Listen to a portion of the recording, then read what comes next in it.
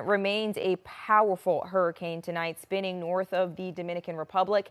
Aaron will not directly impact Maryland this week, but rough beach conditions are in the forecast. So let's bring in First Alert meteorologist Carter Martin, who's timing out these dangerous rip current conditions. Unfortunately, you look at the calendar, so many go back to school in less than 10 days now. So many flocking to our beaches, and we're looking at a big midweek impact, especially if you're trying to head into the water. And again, the latest on Aaron tonight, now back up to Category 4 status. A couple of things before we dive into the forecast I want you to pay attention to, and don't be surprised if you wake up tomorrow morning with Steve Sosna and we have a much more powerful hurricane out in the Atlantic. Notice again that eye spinning right there and how symmetrical the storm has once again become. It's really doing a good job fighting off that wind shear. In fact, wind shear is lessening now, and it's structurally re-improving itself. So we are looking at a strengthening hurricane. Again, 130-mile-per-hour sustained winds and back up to Category 4 status. Still not going to directly impact the United States, no matter what you see on social media. A rather sharp turn to the north than northeast, but keep in mind,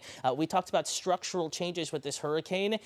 The wind field, basically how large of an area that's seeing tropical storm or hurricane force winds, will dramatically increase over the next 24 hours. We're going to have some gusty beach winds and also, of course, those winds driving up huge seas and an increased risk of rip currents. Going to break it down for you day by day in just a moment. Out the door tomorrow morning, upper 60s I-70 corridor, especially, Westminster to Hagerstown, pretty solid bet. You're cooler than 70. Frederick 68, 72 Baltimore, lower 70s on the eastern shore, and we are in your neighborhood in Anne Arundel County. Temperatures in the low to mid 70s. Of course, Cape St. Clair right on the bay, a little warmer. You get back towards Odenton, and some communities, neighborhoods there could briefly cool below 70 degrees. Lots of gloom in the morning, but a low impact for the morning commute. I don't think you need extra minutes, but you may encounter some drizzle, some spotty rain showers at 7 a.m. forecast model. And again, this is new data coming in, but the same idea as when we spoke at 6:30. Mostly dry early in the morning with drizzle and showers increasing as we get deeper into the afternoon, focusing from the bay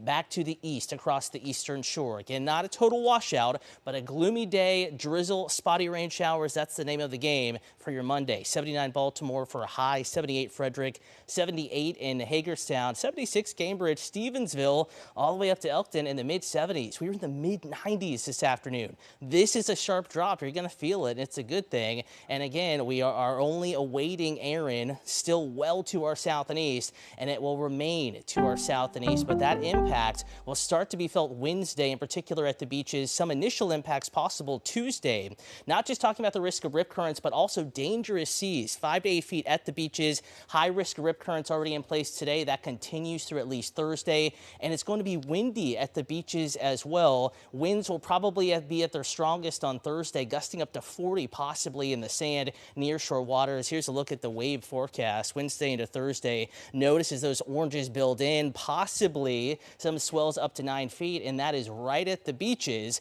And then conditions improve. So if you're headed to the beach next weekend, much calmer. Scattered showers and storms back in the forecast by Sunday. Casey. All right, Cutter, thank you. For the latest news, weather, and traffic, make sure you tune in to WJZ starting at 4:30 tomorrow morning. All right.